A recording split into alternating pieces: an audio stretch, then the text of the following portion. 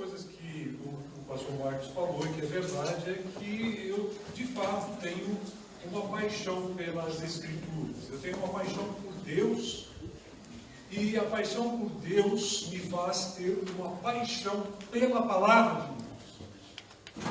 E eu acho que hoje em dia nós vivemos uma crise no contexto brasileiro em que, principalmente na igreja evangélica, em que existe gente apaixonada por Deus, entre aspas, mas que não expressa isso no seu viver e naquilo que diz respeito ao fato de que Deus se comunica conosco e mostra aquilo que é a sua vontade, aquilo que nós devemos fazer na vida a partir da sua palavra. Então, nesse sentido, eu sou, sem qualquer desculpa, um apaixonado por Deus, mas também um apaixonado pela sua palavra. E por isso eu gosto de trabalhar com aquilo que é exatamente essa área de ensino. Só para situar um pouquinho a coisa, eu sou um professor de teologia de Bíblia, trabalho no Seminário Teológico Servo de Cristo, aqui perto, não é muito longe daqui, embora eu resida com minha esposa em Atibaia. A gente passa 3 dias por semana aqui em São Paulo, todas as semanas, e depois, como o pastor Marcos já me ouviu falar muitas vezes, fazemos uma peregrinação escatológica para Atibaia, de volta para um lugar um pouquinho mais tranquilo, né? Mas sempre voltamos, todas as semanas voltamos para cá. Minha esposa já foi dito que ela é canadense, eu sou um pouquinho mais do sul, eu sou do Rio Grande do Sul. E nos encontramos aqui em São Paulo em 1974, então tem uma história muito longa. Temos 2 filhos e uma filha. Nosso filho mais velho vai fazer 42 anos. Eu tenho cara de velho, eu já sou velho mesmo, então não tenho apologia nenhuma, né? E nós temos também uma neta, que vai fazer 15 anos, daqui a pouco, e 2 netos, o mais novo, com 6 anos. Então essa é basicamente a nossa estrutura, assim, de onde é que a gente veio, de onde a gente está pulando de paraquedas aqui no meio, precisa saber alguma coisa, né? Eu sou gaúcho, portanto, mas já estou há algum tempo aqui em São Paulo, a gente acaba assimilando algumas coisas em termos de cultura, por isso talvez o meu sotaque não é aquele da fronteira do Rio Grande do Sul, né?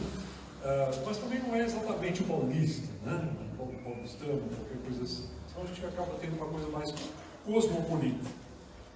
E falando em uma coisa um pouco mais cosmopolita, eu quero falar hoje de manhã sobre Paulo. Vocês estão vendo aí na tela uma passagem, mas um título em relação a essa passagem que eu acho que talvez reflita adequadamente aquilo que o texto queira nos comunicar. Desafios e riscos do diálogo do Evangelho com a sociedade, baseado no texto de Atos, capítulo 17, versículos 16 a 23. Se não estou enganado, vocês estão trabalhando em Atos atualmente, é isso? Então, pois é, ainda bem ou de repente... Quer dizer, eu não quero atrapalhar o esquema aqui, mas em todo caso, a coisa já vai adiantando um pouquinho, depois vocês corrigem o curso das coisas aqui, mas Atos capítulo 17 é um texto muito interessante que mostra que é um texto, primeiramente, descritivo de uma situação em que Paulo se encontra na cidade de Atenas, capital da Grécia. Hoje a capital da Grécia, naquela época, é uma das cidades gregas, obviamente, mais importantes, mas que também tem um conteúdo sugestivo para uma situação que eu acho que é muito atual.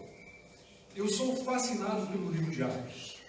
Que o livro de Atos não é apenas a história da igreja no seu começo, mas é aquilo que Lucas pretendeu apresentar como sendo a vida da igreja, como é a dinâmica da existência da igreja no mundo como ele é, com todas as suas características que muitas vezes nos fazem às vezes até reclamar da situação, mas que é a realidade na qual a igreja se encontra. Uma realidade que no livro de Atos começa dentro de um contexto um tanto quanto restrito ao judaísmo, mas que não muito tempo depois começa a abrir-se para o mundo inteiro, até com os vizinhos próximos, um tanto quanto impertinentes, os samaritanos, né?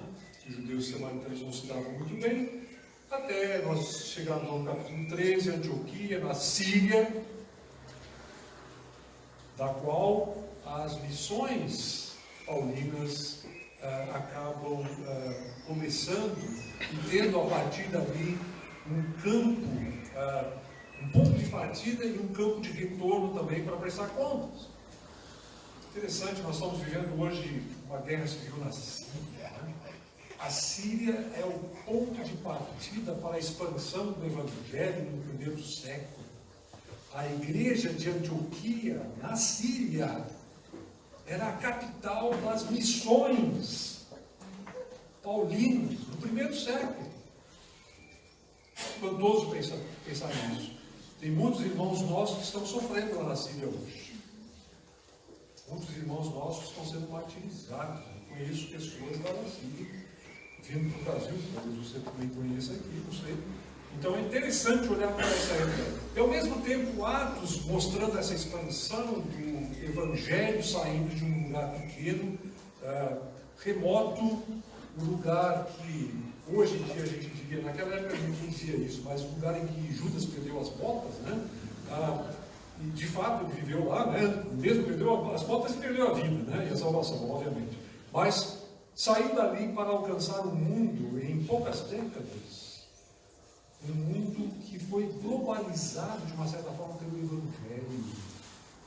Embora o Evangelho fizesse uma globalização muito diferente daquela que a gente está acostumado a entender nos dias de hoje. Então, quando chegamos lá em Atos 17, a segunda viagem missionária de Paulo, vemos ele chegando em Atenas, dentro de um contexto de transição para outros lugares. Ele não pretende ficar em Atenas.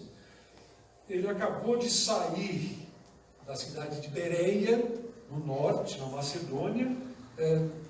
De lá ele já tinha sido corrido de Tessalônica para Bereia, e de Bereia ele teve que se refugiar de uma certa forma em Atenas e está esperando a chegada de seus companheiros Silas e Timóteo para falar sobre a situação lá em Bereia. Enquanto isso, ele está passando um tempo ali em Atenas. E o texto nos conta algumas coisas sobre isso no seu início. Eu quero ler Atos 17, 16 até 23. E vamos, então, eu vou fazer a leitura na NVT, mas você pode seguir aí o texto que você tiver. Versículo 16. Enquanto Paulo esperava por eles, Silas e Timóteo, em Atenas, ficou muito indignado ao ver ídolos por toda a cidade. Por isso, ia à sinagoga debater com os judeus e com os gentios tementes a Deus e falava diariamente na praça pública a todos que ali estavam. Paulo também debateu com alguns dos filósofos epicureus e estoicos. Quando lhes falou de Jesus e da ressurreição, eles perguntaram: o que esse tagarela está querendo dizer? Outros disseram: parece estar falando de deuses estrangeiros. Então levaram Paulo ao conselho da cidade, ao Areópago, e disseram: pode nos dizer de novo, que novo ensino é esse? Você diz coisas um tanto quanto estranhas e queremos saber o que significa. Convém explicar, isso é uma observação de Lucas, que os atenienses, bem como os estrangeiros que viviam em Atenas, pareciam não fazer outra coisa senão discutir as últimas novidades. Então Paulo se levantou diante do conselho e assim se dirigiu a seus membros. Homens de Atenas, não era o Chico Buarque falando, né? Uma mulher de Atenas. Vejo que em todos os aspectos vocês são muito religiosos, pois enquanto andava pela cidade, reparei em seus diversos altares. Um deles trazia a seguinte inscrição: ao Deus desconhecido. Esse Deus que vocês adoram sem conhecer é exatamente aquele de que lhes falo. Não sei se na leitura já não dá para perceber um pouquinho do que o título quer representar: desafios e riscos do diálogo com a evangelho e a sociedade. Primeiramente porque você observa Paulo o tempo todo tendo a necessidade de apresentar alguma coisa e discutir alguma coisa com as pessoas dentro de um contexto, de uma certa forma, crítico. Nesse slide aí, eu apresento essa ideia, né? Diálogo crítico do Evangelho de Jesus Cristo com a sociedade. Por que crítico? Quando fala crítico, parece que as pessoas não gostam muito dessa expressão, porque ela parece que imediatamente sugere alguma coisa negativa. Eu não quero ser criticado, né? Ainda mais como pregador, é muito ruim o pregador ser criticado, né? Então, diálogo crítico, mas o que significa isso? Crítico vem de uma palavra que significa juízo, avaliação. Diálogo crítico significa apresentar propostas que você pode discutir, com as quais você pode debater, a partir das quais você vai apresentar talvez uma contestação e o outro vai ter que explicar um pouco melhor a coisa. Quando eu vejo Paulo aqui, eu vejo exatamente dentro dessa situação. Ele não faz questão de impor uma opinião e dizer Deus falou assim e quem não concorda que vá para o inferno. Ele não diz isso. Ele argumenta, ele conversa, ele explica. E o texto mostra isso cada vez mais. O clímax do texto é Paulo sendo levado para o conselho da cidade, lugar mais importante de Atenas, para explicar do que ele está falando. E não é um interrogatório policial, né? Não é uma CPI no Congresso, é uma explicação do assunto evangélico que as pessoas da cidade pedem que ele faça. Diálogo crítico, conversas sobre a fé e a possibilidade de entendimento a partir de um debate. Nós vivemos hoje um clima no Brasil que parece que não é muito propício a isso. O clima do Brasil é de que você tem essa opinião que está naquele extremo e eu tenho essa opinião que está naquele outro extremo, e o que a gente faz no meio do caminho? Joga pedra um no outro. Não conversa sobre o assunto. Simplesmente quem fala mais alto ganha o argumento. Infelizmente é isso. A situação política e outras coisas da sociedade. Vocês obviamente percebem isso pelas notícias, né, que a gente ouve todo dia na televisão, ou lê na internet, no jornal. As notícias frequentemente apresentam resoluções de problemas, como a gente diz normalmente no Brasil, partindo para a ignorância. Inclusive até quando se usa essa expressão, se usa muito mal, né? Se diz assim, partindo para a ignorância. Ignorância, é assim que se fala, não ignorância, né? Inclusive aí mostra uma certa ignorância.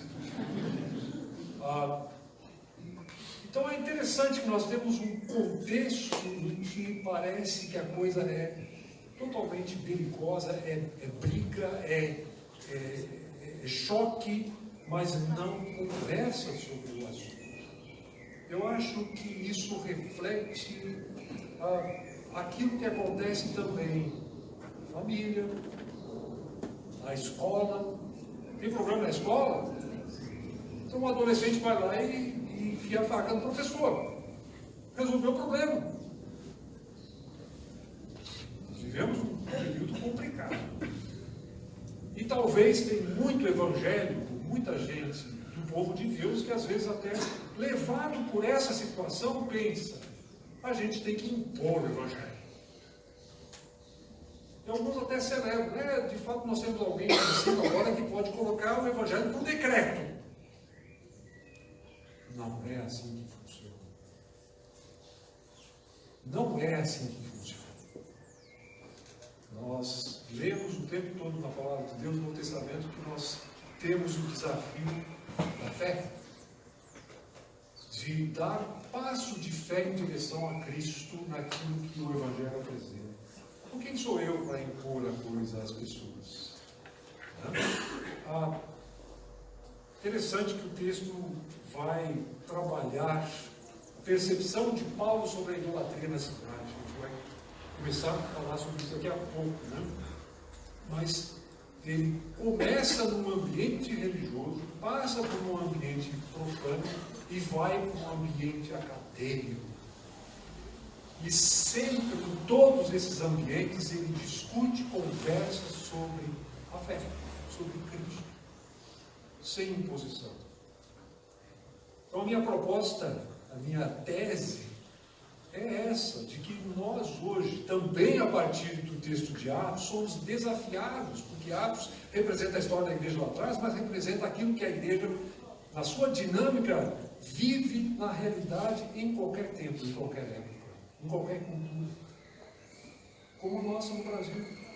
Então, minha proposta é essa, um diálogo crítico do Evangelho de Jesus Cristo com a sociedade, em todos os seus níveis.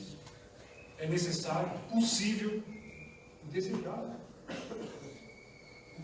Nós temos uma oportunidade no meio de tanto barulho que é feito ao nosso redor, com vozes estridentes tentando dizer que a verdade é essa ou aquela, e tem até alguns pregadores que acham que falando mais alto vamos dizer aquilo que é verdade, e as pessoas vão se dobrar isso.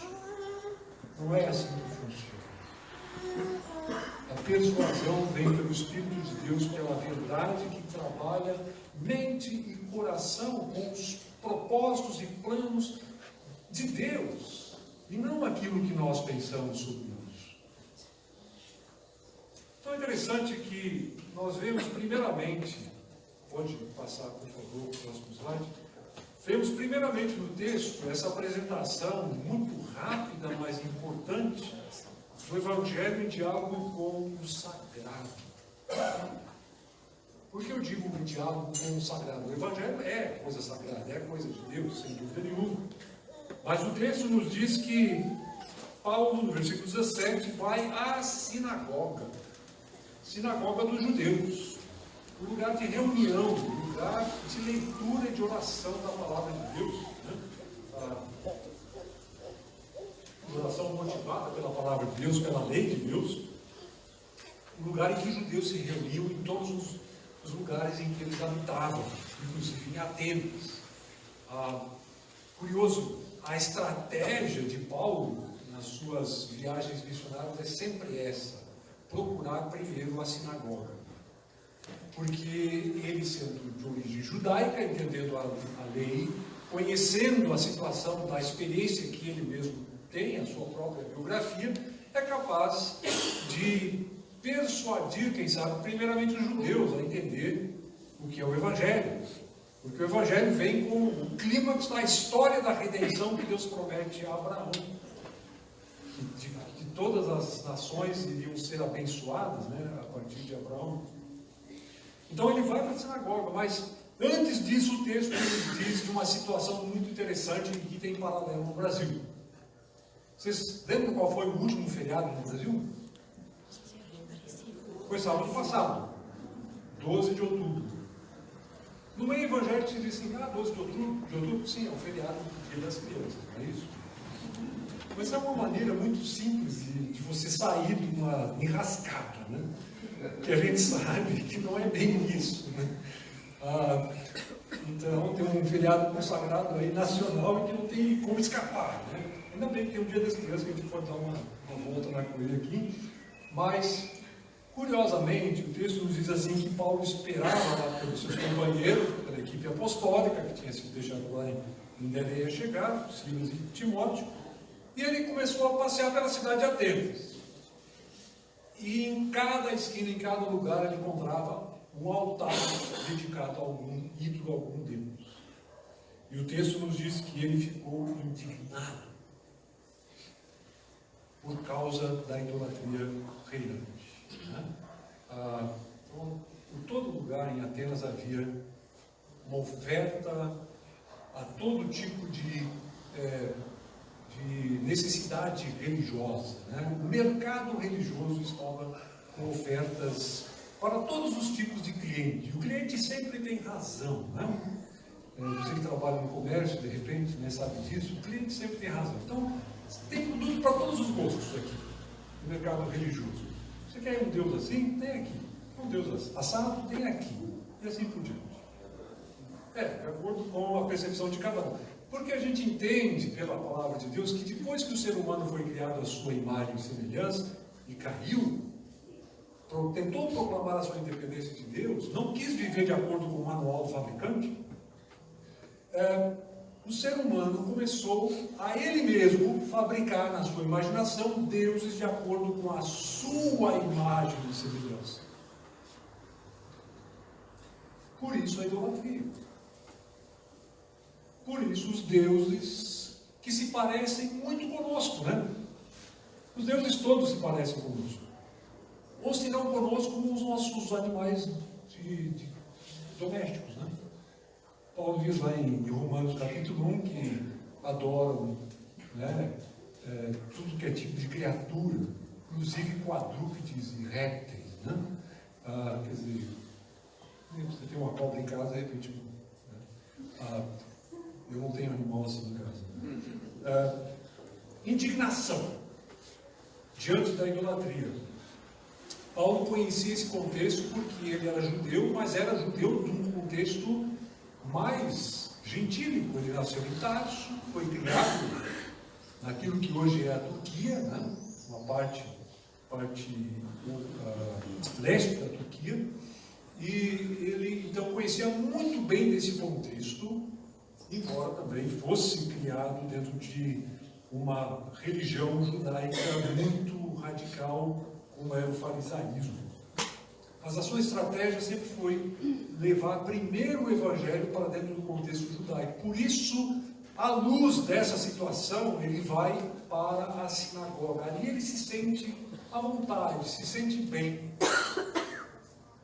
E a gente até pode até ter uma certa sintonia com Paulo, porque que bom que a gente pode se reunir no domingo de manhã, conversar sobre a palavra de Deus, ouvir sobre a palavra de Deus, ter a oportunidade de louvar a Deus, né, por aquilo que Ele é e aquilo que Ele faz na nossa vida em Cristo. Isso que coisa agradável é essa, né? Então, lugar de falar sobre o Evangelho é num ambiente religioso, é num ambiente sagrado. Que bom! Paulo sente muita vontade aí. Isso ele fez em todas as suas viagens, inclusive quando ele chegava num lugar em que não havia uma sinagoga dos judeus, ele procurava o lugar em que os judeus naquela cidade se reuniam para orar. Em Filipos aconteceu isso, capítulo 16. Ele vai na beira do rio, e ali ele encontra mulheres que estavam orando, mulheres judias. E a igreja de Filipos nasce daquele núcleo, com Lídia, a primeira convertida europeia nesse contexto. Então, Paulo está à vontade na sinagoga e é capaz de debater na sinagoga sobre Jesus Cristo. Ele está à vontade porque ele está num ambiente em que ele foi criado e no qual ele foi ensinado sobre as Escrituras. Mas agora a sua vida é diferente. Aquilo que ele conheceu como fariseu, vocês sabem o que ele diz em Filipenses capítulo 3, ele agora considera lixo por causa do conhecimento de Cristo. Então, a conversa que ele tem na sinagoga não é uma conversa necessariamente amistosa. Eu gosto de pensar em Paulo como o encrenqueiro por excelência. Você não gosta de encrenqueiros, né? Eu também não, mas eu sou também encrenqueiro. Quem é professor é encrenqueiro, não tem jeito. pegando o pessoal aqui, né? Mas, então Paulo conversa com as pessoas ali na sinagoga sobre o Evangelho. Ele não vai lá dizer, que bom que vocês são judeus, está tudo bem. Não, vocês são judeus, ótimo, começaram bem a caminhada. E agora? Para onde vocês estão indo? Eu gosto muito de música, e diversos tipos de música, mas uma das coisas que mais me chama a atenção é música clássica. Gosto de rock também, viu, gente? Não se espantem com essa cara aqui, eu gosto de algumas coisas que talvez você ache estranho, né? Mas eu gosto de música clássica. E tem uma sinfonia do Franz Schubert, que é chamada a 8ª Sinfonia dele, Inacabada. Já ouviu a Sinfonia Inacabada de Schubert? Eu ouço muitas sinfonias, então o meu predileto é Beethoven, mas eu gosto de Schubert. Sinfonia tem, geralmente, 4 movimentos. Às vezes tem 3, mas na maioria das vezes tem 4. A do Schubert tem 2 movimentos. Então chega num momento assim que você acha, agora a música vai, acabou. E aí? É que o Schubert morreu aos 31 anos. Se ele tivesse vivido mais, quanta coisa bonita ele teria feito ainda. São coisas excelentes, lindas. O Antigo Testamento é a sinfonia inacabada. Está faltando alguma coisa. É algo belíssimo. Eu gosto muito do Antigo Testamento. O pastor Marcos sabe muito bem disso. Ele foi um aluno de hebraico. Eu gosto da língua hebraica. Eu gosto de ler o Antigo Testamento. Mas o Antigo Testamento por si só não chegou lá. Ele dá um gostinho de quero mais. Tem mais coisa pela frente. Você termina o Antigo Testamento, cadê? Cadê aquele rei que é para ser como Davi e melhor do que ele? Todos os reis que vieram depois de Davi, nenhum chegou no nível de Davi e a maioria foi pior do que ele. E Davi é o protótipo do Messias, de uma certa forma, imperfeito, mas um protótipo do Messias. A ideia do reino de Deus, que começa com Israel e se esparrama pelo mundo inteiro, a soberania de Deus. A gente sabe que Deus está no controle mesmo quando a gente não vê, né, os bastidores e tudo mais, mas tem lá uma promessa de um reino que não consegue se estabelecer no Antigo Testamento. O Antigo Testamento termina com Israel voltando do exílio, tentando reconstruir a trancos e barrancos o seu templo e a sua terra, a sua cidade principal, Jerusalém, e vivendo sob dominação estrangeira. Reino de Deus. O Antigo Testamento é a sinfonia inacabada. Você chega no Novo Testamento, a sinfonia alcança o clímax com Cristo. É Beethoven na 9ª Sinfonia, que começa de uma maneira até um tanto quanto melancólica e tal, daqui a pouco chega lá no coral, solistas, uma coisa fenomenal. Vocês conhecem como termina a 9ª Sinfonia, né?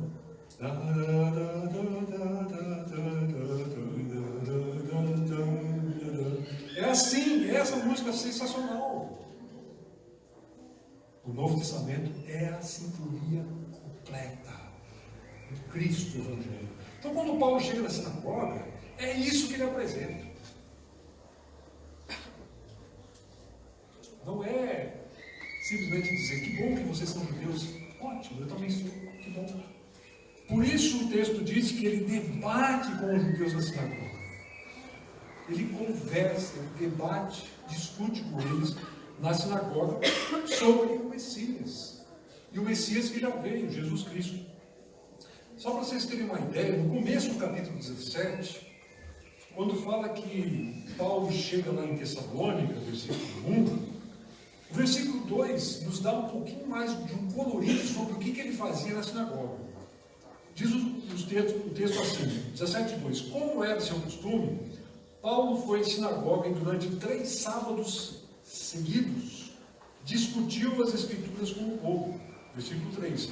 Explicou as profecias e provou que era necessário o Cristo sofrer e ressuscitar dos mortos. Esse Jesus de que lhes falo é o Cristo, o Messias, disse ele. Era isso que ele fazia na sinagoga. Quer dizer, ele não estava lá quietinho, simplesmente concordando com o que estava acontecendo, porque as pessoas estavam lendo a lei. Ele está dizendo, eu quero ensinar uma música nova para vocês. Vocês conhecem a Sinfonia Inacabada. Eu quero apresentar a coisa acabada em Cristo. Aqui está o Messias. Esse Jesus que eu anuncio para vocês, esse é o Messias. Esse é o Cristo. Foi interessante, o texto começa com Paulo dentro desse ambiente religioso, né? E trazendo aí o Evangelho em diálogo com esse ambiente religioso.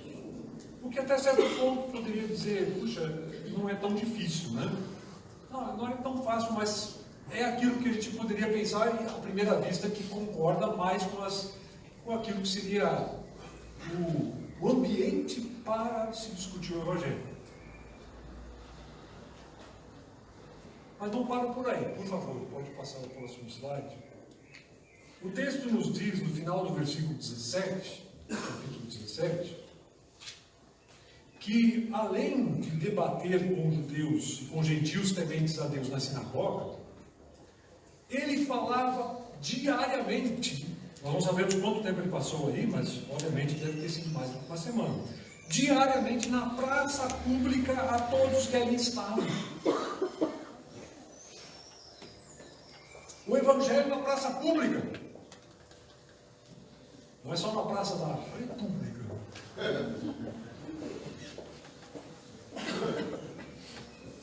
O Evangelho em diálogo com o profano. E aí você já fica arrepiado. Profano? Puxa, que coisa é essa? Né? Não quero saber do profano. Algumas pessoas que às vezes dizem assim, olha,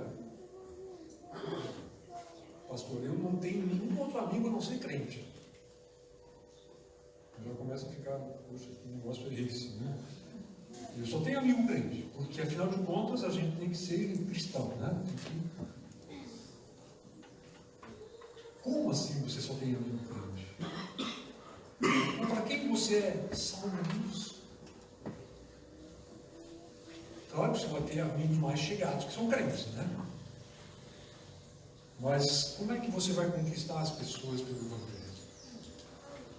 Se as pessoas não conhecem, é só o blá, blá, blá que convence?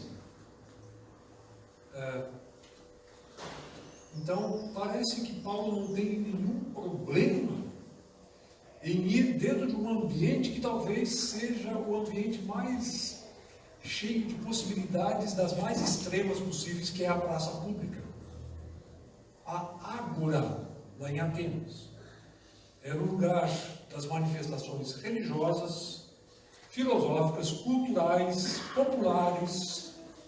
A pessoa, talvez, de maior respeito poderia estar ali, um filósofo, como ele até fala depois aqui, os epicureus estoicos, mas também as pessoas mais translocadas do mundo. Você encontra na praça pública. Então está lá. E o texto nos diz que ele discutia, conversava com todos que ali estavam. Ele debatia com qualquer pessoa que ali passasse e quisesse conversar sobre o assunto que ele propunha, que era o Evangelho. Que coisa impressionante. Paulo está no ambiente religioso, sinagoga. E ele poderia dizer assim, olha, convidem o pessoal que vai ir para a praça, tá? Convidem para vir aqui para esse ambiente. Aqui é muito melhor para a gente falar sobre Deus. Né? Aqui é um ambiente religioso. Então, tragam o pessoal. Gente, com isso eu não estou dizendo que a gente não pode fazer isso. Tá? Só estou dizendo que talvez não seja necessariamente a melhor estratégia o tempo todo. Claro que você pode convidar quem quiser para vir à igreja, sem dúvida nenhuma. Mas a ideia é que que você vá lá também, onde as pessoas estão. É de que você esteja aberto a conversar com as pessoas nas suas inquietações, nas suas dúvidas, nos seus problemas, naquilo que elas têm de dificuldade de entender o Evangelho. E a partir disso, o Evangelho está sendo pregado também. Você não precisa ter um púlpito para pregar o Evangelho. Você não precisa também ser um pregador no sentido de, eu não fiz homilética, não fiz teologia. Se você conhece a Cristo, você já tem tudo o que precisa para pregar o Evangelho. E às vezes são essas pessoas que trazem com muito mais eficácia uma mensagem que possa ser de fato entendida pelos que estão aí no ambiente mais profundo do que o pastor, porque a gente já sabe assim, né? O pastor, ele é o Clark Kent no contexto espiritual, porque ele entra na cabine telefônica e depois, puxa vida, esse agora é o pastor, né? Inclusive, o pastor tem que fazer oração, porque a oração dele é muito mais importante do que a minha, né?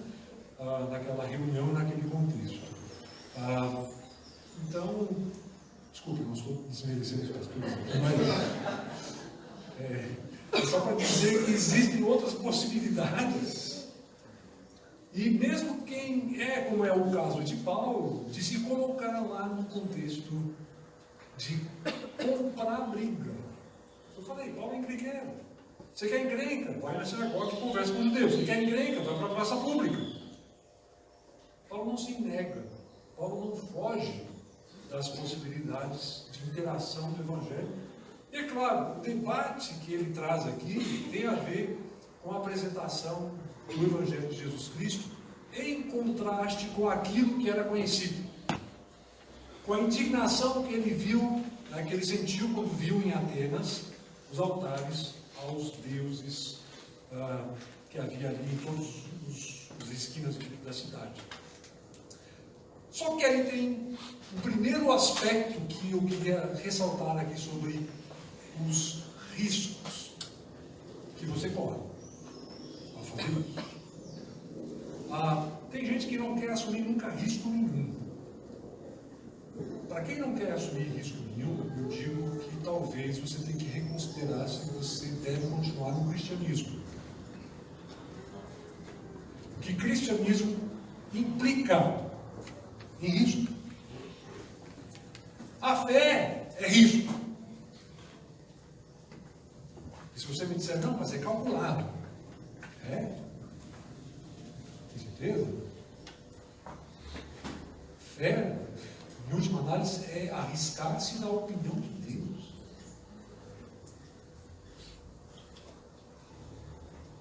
A gente tem que viver pela fé como cristão. Tem muita gente que vive pela fé, mas é uma fé que está tudo bem esboçado, planejado, bonitinho o tempo todo.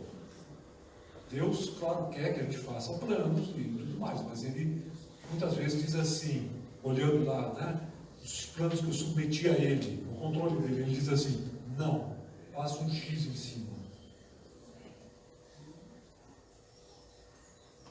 E aí eu tenho que refazer a minha proposta. Confiando que ele tem um caminho melhor. Fé é risco. E pregar o Evangelho, conversar sobre a fé com as pessoas, envolve o risco da rejeição. Paulo corre esse risco. Inclusive o texto é até assim, tanto quanto simpático, quem sabe até humorístico, a nos dizer qual foi o apelido que eles deram para Paulo. Tagarela!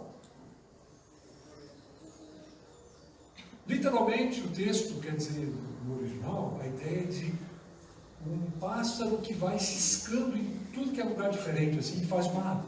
o cardápio da alimentação do pássaro é de tudo que é tipo de coisa. É como galinha ciscando no quintal.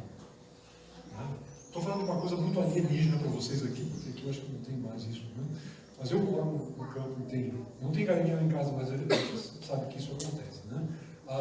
Paulo é chamado de um cara que apresenta uma salada de coisas para eles na mente deles que não faz muito sentido. O próprio Paulo escreve aos Coríntios que as coisas que Deus revela em Cristo a partir da cruz, cantamos tanto da cruz agora há pouco, são coisas que desafiam a sabedoria humana. Não por serem irracionais. O Evangelho não é irracional, o Evangelho é racional, só que vai também para além da racionalidade. E tem coisas que são verdadeiras e que ultrapassam os limites do conhecimento do ser humano. A razão, desculpe, o coração tem razões que a própria razão desconhece. Isso foi imortalizado na Bossa Nova, né? Mas isso não é da Bossa Nova, não é João Gilberto, que faleceu faz pouco tempo. Isso é Blaise Pascal, filósofo francês do século XVIII, crente. Um inventor, um cientista, que disse que tem muito mais do que aquilo que nós podemos conceber com nossa mente. E é verdade. Mas Paulo é chamado de tagarela. Por quê? Porque ele fala de deuses aqui estranhos, né? É esse o segundo aspecto, a confusão com ideias alheias ao Evangelho de Jesus Cristo. Você tem que estar disposto a ser uma pessoa que as outras pessoas talvez não vão aceitar à primeira vista, para pregar o Evangelho. Se você não fizer isso, você nunca vai abrir a boca.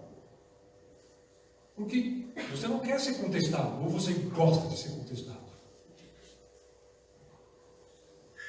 Ninguém gosta. Mas nós precisamos aprender a ter casca grossa. Tem muita gente que bateu assim, já, o crente tem que aprender esse casca grossa. Inclusive entre a gente mesmo. Tem gente que se ofende muito rapidamente com qualquer coisa que o irmão diz. Ou com a atitude de alguém. Fica bronqueado o resto da vida, né? Você tem que aguentar, porque aí na eternidade vai estar junto com essa pessoa. Não tem saída. Você não tem saída. Que história é essa? Perdoa. Perdoa e também entende que às vezes a gente tem que ter essa disposição de aceitar.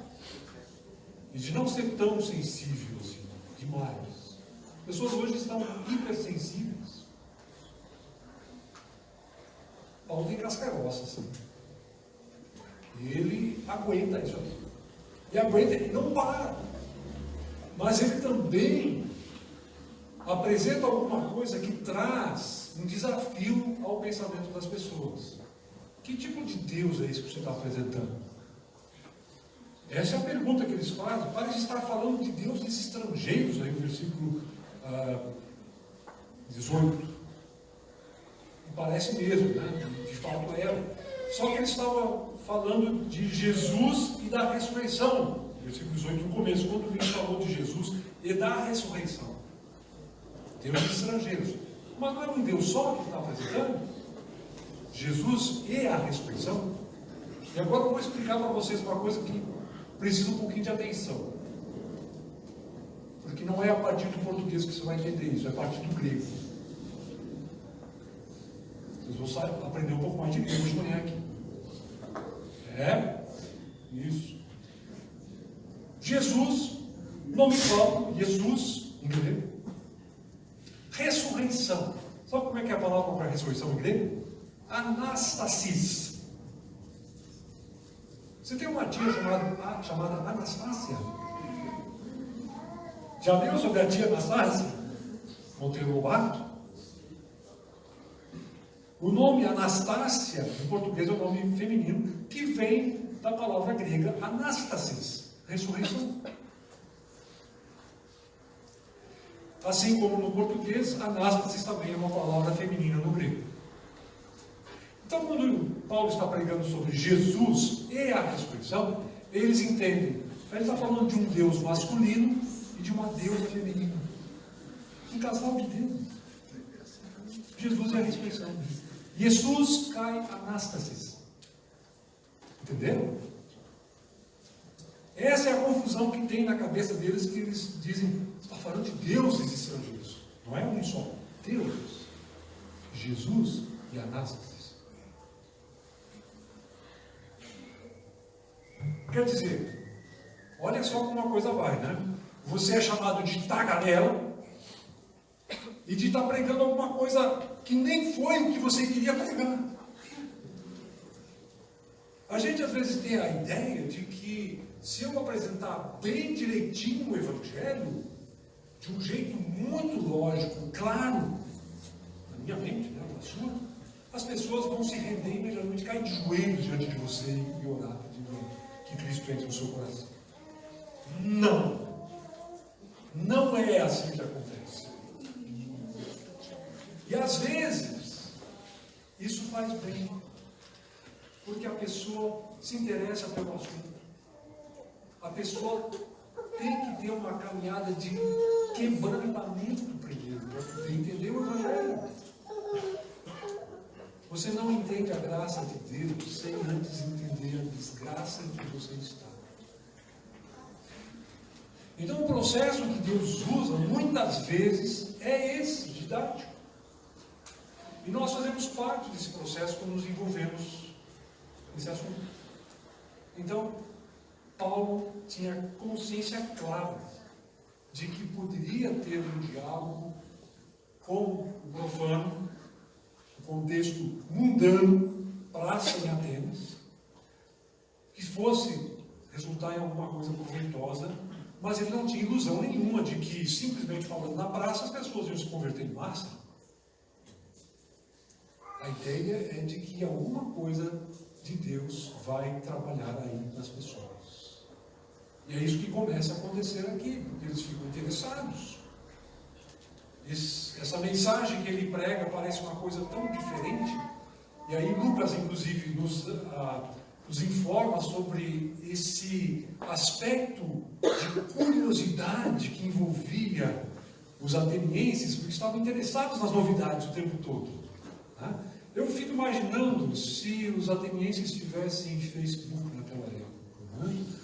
Se tivessem internet, eles seriam os campeões de acessos, né? E de curtidas e não curtidas na internet.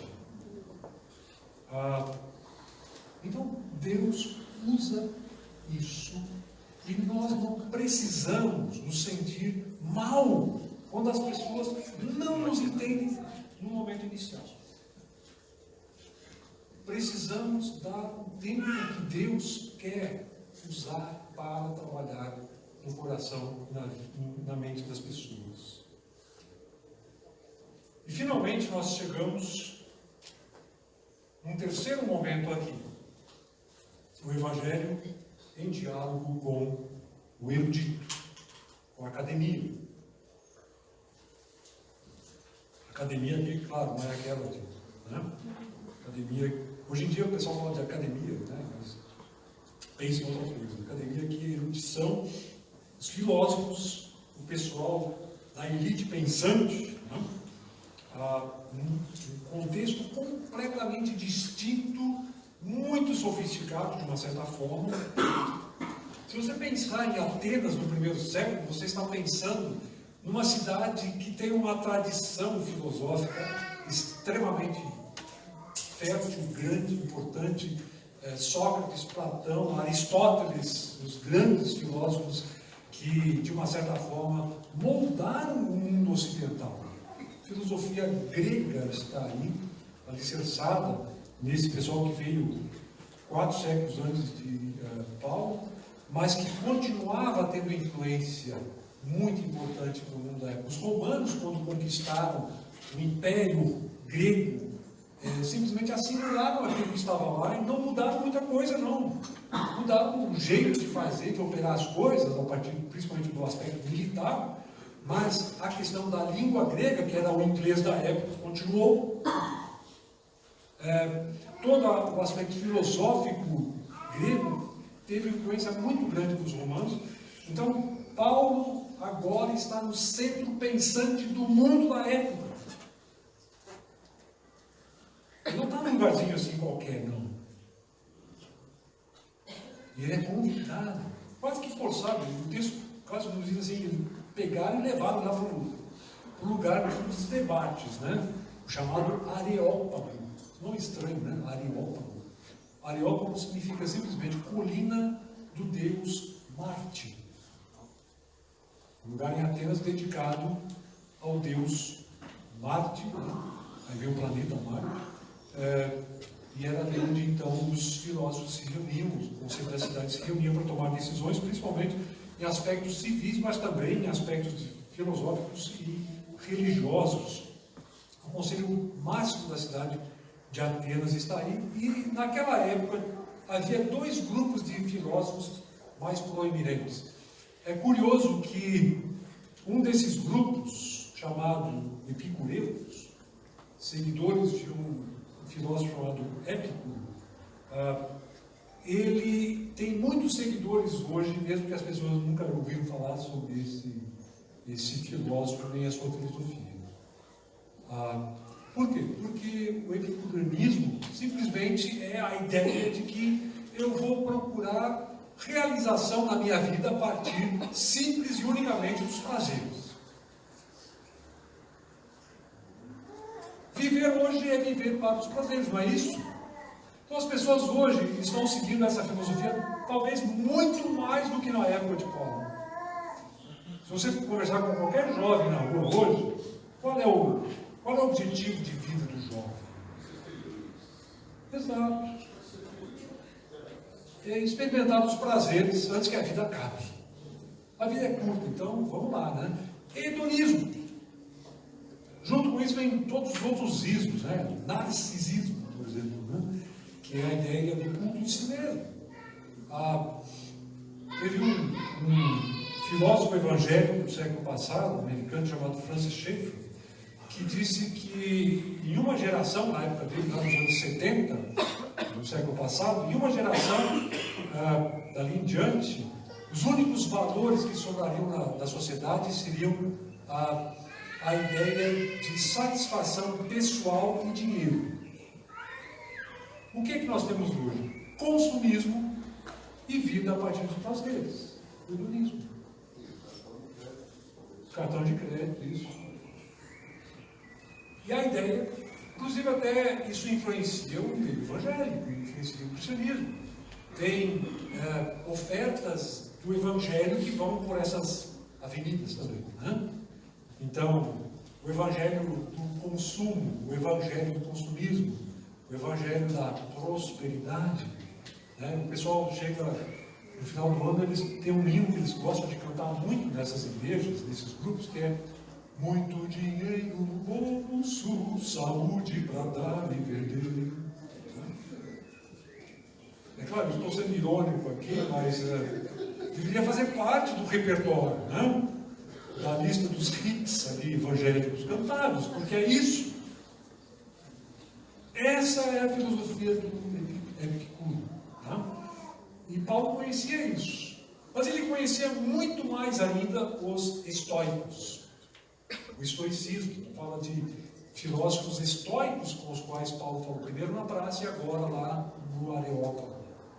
Eles eram seguidores de um filósofo mais antigo chamado Zenon. Temos Zenon meio de campo do Guarani,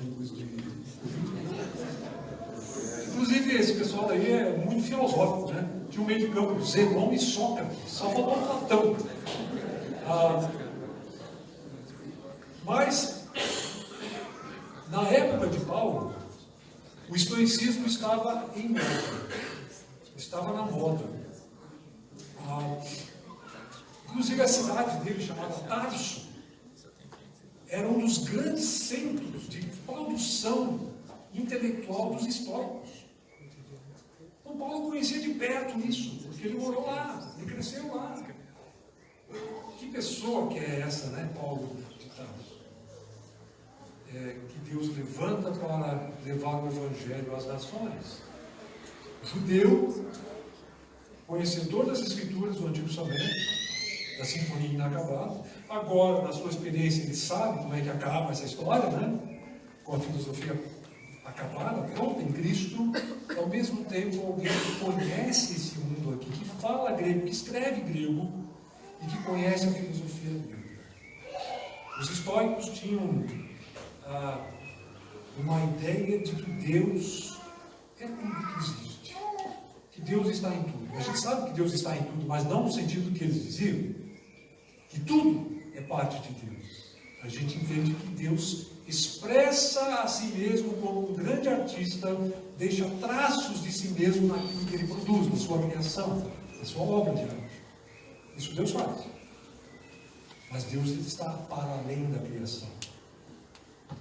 Deus é o Criador, está para além daquilo que ele fez. O estoicismo falava que Deus é aquilo que existe. Então, hoje em dia a gente tem um pouquinho disso também acontecendo por aí, no meio dos ecologistas juramentados, sabe? O pessoal assim, xiita pela ecologia. Eu acho que o crente tem uma responsabilidade muito grande, sim, nessa área. Temos um grande exemplo disso na Bíblia, Noé. Noé foi o precursor dos ecologistas, né? O protetor dos animais, né? Quer dizer, você tem aí um exemplo muito interessante. Mas tem aquele pessoal que diz assim, idealisticamente, né? Se você viver de bem com a natureza vai viver de bem com você, vai dar tudo certo. Só não acredite. Claro, tem muita coisa acontecendo, mudanças climáticas, que certamente tem alguma coisa no ser humano aqui. Mas quando você pensa, eu vou viver de bem com a natureza e vai dar tudo certo, nem sempre é o caso. De repente, duas placas tectônicas resolvem entrar em conflito, uma com a outra. O que acontece? Terremoto. Ninguém provocou, mas elas brigam entre si. Tsunami, milhares de mortos, 2004, 300 mil mortos, na Indonésia, em outros lugares. Vulcão, inundação, seca. Não adianta pensar, eu vou viver de bem com a natureza e vai dar tudo certo. Esse pessoal pensava assim numa época não tecnológica, industrial como nós temos hoje, que só agrava os problemas. Os problemas já estão aí. Já tinha gente morrendo em Pompeia, né? Poucas décadas depois de Paulo, por causa de vulcão, na Baía de Nápoles, ali, né? Na Itália. Mas esse pessoal tinha essa utopia de domesticar a Deus. Quando você diz que Deus está aqui embaixo, você nivelou Deus por baixo. Você trouxe Deus lá de cima, aqui para baixo. E Deus está para além da criação. Então o panteísmo, essa ideia, né, de que Deus está em tudo, faz parte desse enredo. Então é com esse pessoal que Paulo agora discute. Com essas ideias, com esse imaginário por trás daquilo que eles pensavam que Paulo apresenta o Evangelho. E aí é muito interessante a maneira pela qual ele começa a sua fala aqui, e nós já estamos indo para o final, então antecipação escatológica sempre é uma coisa motivadora, né? Daqui a pouco a gente termina. Então, vamos lá mais. Vejam só como Paulo começa a sua fala no versículo 22. Homens de Atenas, vejo que em todos os aspectos vocês são muito religiosos. Aqui é a reação politicamente correta de Paulo, né? De uma certa forma, aquilo que o versículo 16 diz, que ele ficou indignado com a idolatria que havia na cidade. Só para voltar para o 12 de outubro, Paulo não chutou a santa.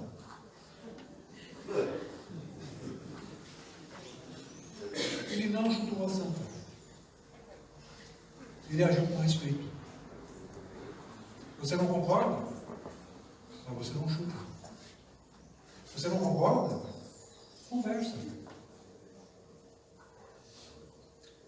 Age como cristão. Paulo diz, sim, vocês são muito religiosos. Ele usou isso como ponte, como possibilidade de diálogo, exatamente, de um diálogo significativo com essas pessoas. Então ele diz o seguinte: pois enquanto andava pela cidade, reparei em seus diversos altares, e aí Paulo teve uma coisa muito interessante que ele viu. Um desses altares trazia a seguinte inscrição: ao Deus desconhecido. Literalmente, em grego, to agnosto theo, ao Deus agnóstico. Sabe a palavra agnóstico? O Deus que não se pode conhecer. A gente não sabe por que tinha esse altar lá em Atenas, mas provavelmente eles tinham altares a todos os deuses possíveis que eles conheciam, e se faltasse algum que, né, só para garantir, o altar ao Deus desconhecido, tá aqui. Tem uma tradição lá sobre a história de Atenas que dá algumas sugestões das possibilidades do porquê eles tinham isso aí, mas não vale a pena entrar nesses detalhes aqui. E aí Paulo diz: esse Deus que vocês adoram sem conhecer, claro que adoram entre aspas, né? É exatamente aquele de quem eu falo para vocês. E aí ele teve imediatamente a possibilidade de trazer uma mensagem que pudesse ser significativa para essa pessoa. Olha só o que Paulo nos ensina aqui. Que você pode conversar com pessoas desde lá embaixo até lá em cima sobre a fé, sobre o Evangelho. Aí você vai me dizer: mas você tem que ser que nem Paulo, né? Bom, de fato ele era talhado para isso, né? Deus preparou a pessoa certa para isso. Mas eu acho que Lucas não coloca isso aqui à toa. Eu acho que ele também nos informa sobre isso como motivação. De repente você não é a pessoa para falar com os filósofos, mas você é a pessoa para falar com quem encontra lá na praça. Tem um jeito para isso. Eu já percebi, viu, Carlão, que você é um tipo talhado para isso, inclusive. É professor, mas também aí, né? Paulo era professor, mas também foi para a praça, né? Então, você tem possibilidades, aí cada um tem onde se encaixa talvez um pouco mais. E é interessante que Paulo mostra um jeito, a partir de alguma coisa que era possível de resgatar dentro daquela coisa que faz parte da indignação dele, né? Ele vai e ainda traz como isso uma possibilidade de apresentar o Evangelho.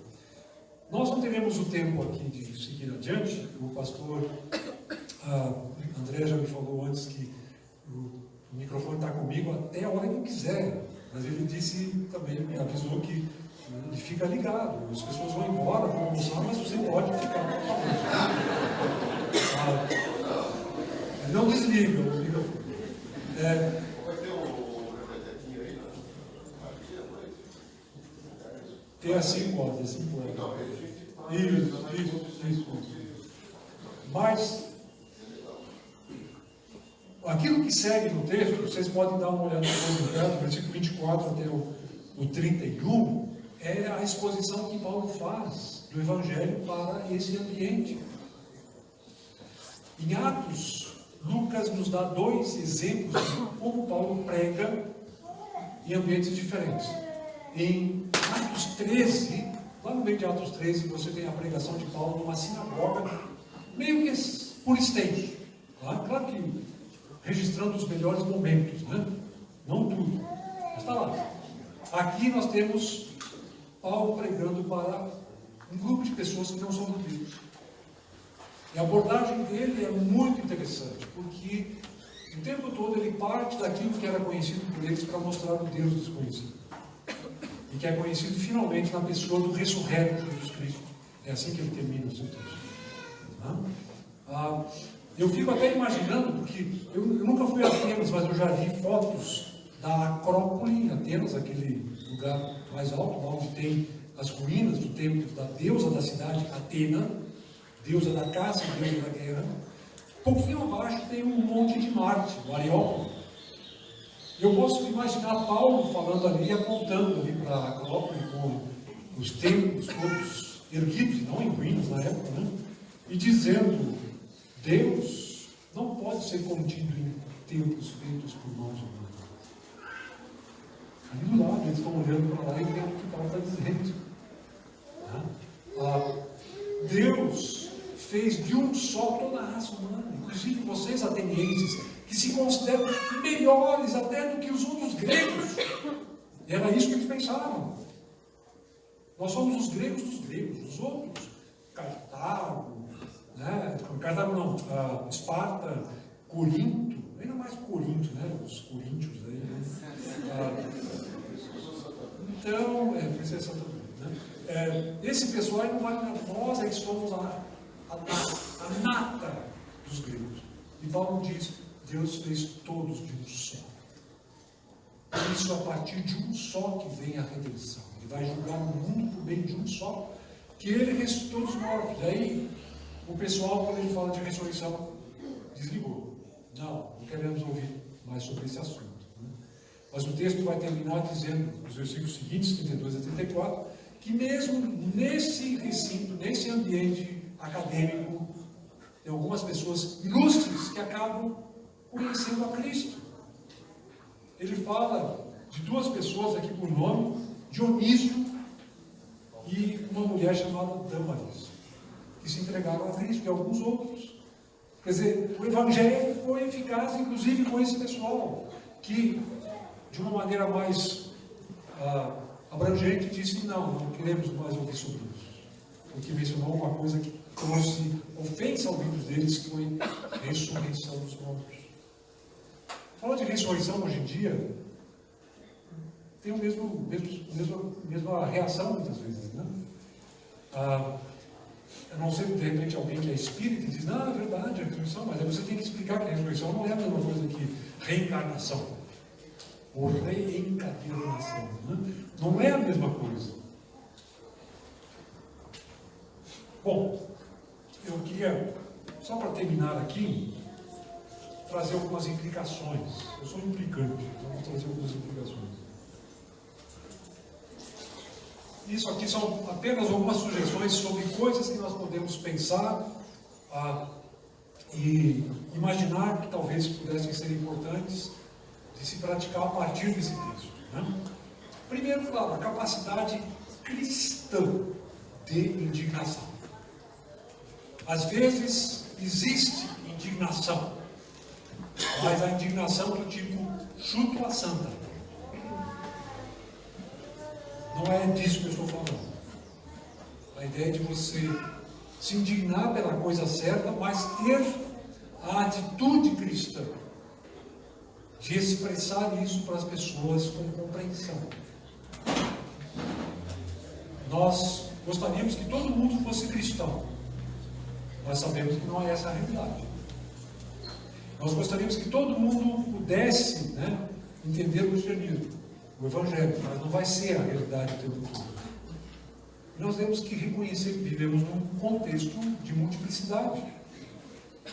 O pessoal no primeiro século, os cristãos não iam impondo as coisas.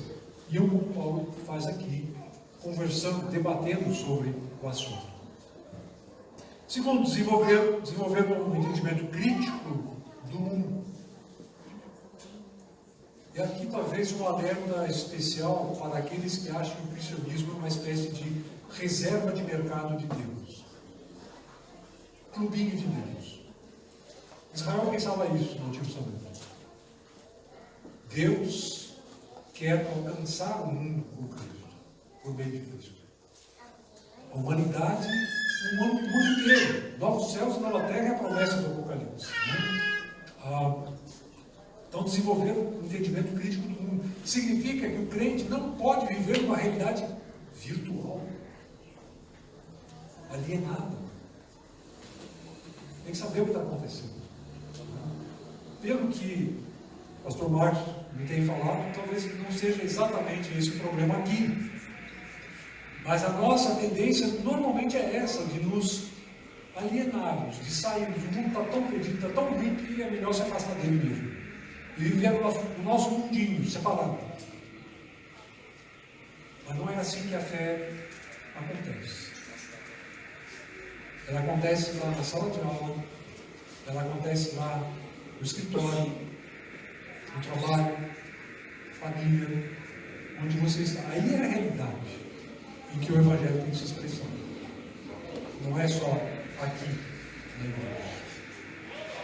Interagir criticamente a partir do Evangelho com os setores da sociedade também é evangelizar. A gente pensa que Evangelho significa, a pessoa vir numa reunião, paga a luz, levanta a mão, agora já vi, amém, você aceitou Cristo. Não é isso. Evangelizar significa trazer o Evangelho de uma forma relevante para as pessoas dentro da situação delas. Eu acho que a igreja aqui está perseguindo esse objetivo aqui. Formação de cristãos engajados com o Evangelho e a Bíblia, mas também preparados para interagir com a realidade do mundo. Continue. É por aí. Proclamação e testemunho do Evangelho não importando as circunstâncias adversas.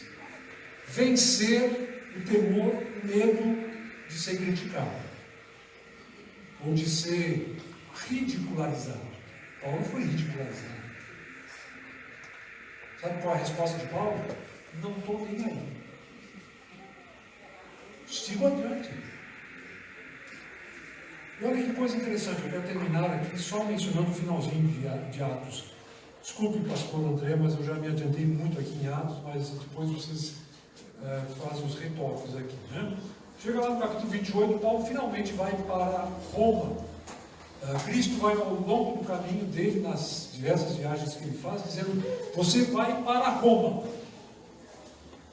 Você vai chegar em Roma. Não se preocupe, você está preso aqui 2 anos aqui em Cesareia. Você vai para Roma. Tenha paciência. Aí alguém poderia pensar: Paulo deve ter pensado assim: puxa, eu vou para Roma como preletor de um grupo que está num navio, né, fazendo um cruzeiro pelo Mediterrâneo. Está na moda isso hoje em dia. E é assim que eu vou chegar lá. Não, ele chegou lá como prisioneiro, náufrago, mordido de cobra na ilha de Malta. Chegou assim, aos trancos e barrancos. Ficou preso em Roma durante 2 anos. O texto, os versículos 30 e 31, só capítulo 28. Durante 2 anos seguintes, Paulo morou em Roma às próprias custas. Os romanos eram muito espertos. Prisioneiro, paga aluguel pela prisão. A todos que o visitavam, ele recebia, proclamando corajosamente o reino de Deus e ensinando a respeito do Senhor Jesus Cristo, sem restrição alguma. Como sem restrição alguma? Ele está preso. Paulo está preso. O Evangelho, não. O Evangelho está solto. Paulo ficou 2 anos preso em Roma, 2 anos preso em Cesareia, não tinha sabe quantas outras prisões que ele passou. O Evangelho solto. Ele tinha a oportunidade de levar o Evangelho mesmo nessa situação. Você está com medo da adversidade? Você está com medo do risco que o Evangelho, pregar o Evangelho, propõe? Reflita na vida de Paulo, talvez você receba algum encorajamento. Amém. Amém. Se eu quiser encerrar a conversação aqui.